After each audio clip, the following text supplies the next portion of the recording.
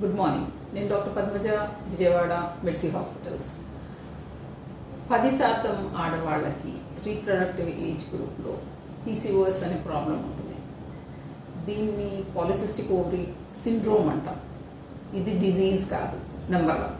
So disease అంటే జబ్బు అంటే దానికి మందులు వాడితే దాన్ని క్లియర్ చేయగలగాలి. సిండ్రోమ్ అంటే రకరకాల కండిషన్స్ ఒకే టైంలో ఒక పర్సన్ ఉంటే ఇవన్నీ తోడుగా ఉంటాయి కనుక దాన్ని ఒక సిండ్రోమ్ అంటాం.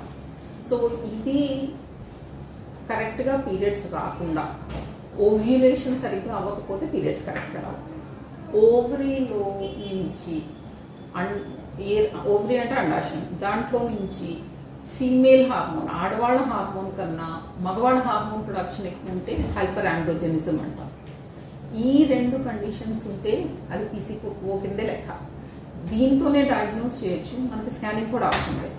కానీ ఈ 2 లేకుండా ఒకటే ఉందనుకోండి, అంటే ఇర్రెగ్యులర్ పీరియడ్స్ ఆర్ లేట్గా రావటం ఆర్ ఓవ్యులేషన్ అవ్వకపోవటం ఆర్ పీరియడ్స్ రాకపోవటం, ఎనీ ఆఫ్ దీస్ కండిషన్స్ అది అన్నా, లేకపోతే బాడీ లోపల మేల్ హార్మోన్ ప్రొడక్షన్ ఇన్ఫ్లుయెన్స్ మనకి బయట కన్నా కనపడాలి, బ్లడ్లో అన్న తెలవాలి. బయటకు ఎలా తెలుస్తుంది? స్కిన్ మారుతుంది, చాలా ముట్టాలు, పస్ట్యులర్ రావటము, జుట్టు ఈ పార్ట్లో బాగా తగ్గిపోవటము, లేకపోతే కొన్ని వెంట్రుకలు నెమ్మదిగా పైపెదం మీద ఉండి మొత్తం రావటము, చిన్ మీద రావటము, సైడ్ బర్న్స్ లాంగ్ ఉండటము, ఇవన్నీ మేల్ ప్యాటర్న్ ఆఫ్ హెయిర్ ఉన్నప్పుడు అది clinical hyper androgenism.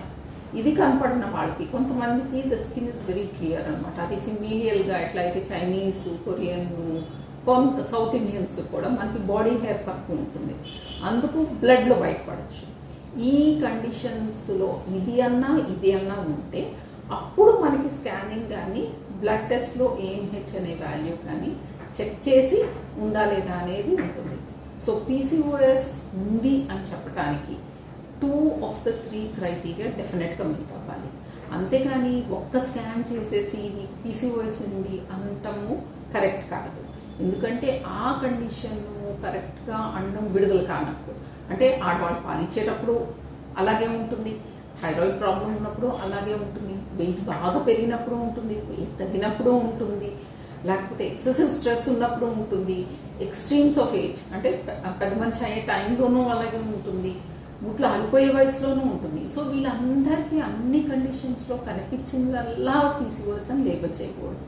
స్కానింగ్లో polycystic ovary morphology ఉంది అని మాత్రమే చెప్పగలం, కానీ పాలిసిస్టిక్ ఓవరీ సిండ్రోమ్ ఉంది అనేది క్లినికల్ డయాగ్నోసిస్. అది మీ గైనకాలజిస్ట్ క్వాలిఫైడ్ పర్సన్తో మాత్రమే చేయించుకోండి.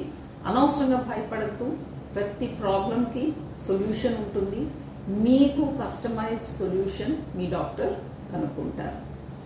మీకు ఏదైనా డౌట్స్ ఉంటే కామెంట్ సెక్షన్లో పెట్టండి, లేదంటే మీ డాక్టర్ని కలవండి, లేకపోతే మమ్మల్ని కలవండి. Anything is fine. Wish you a good day. Doctor Padmaja, Vijayawada.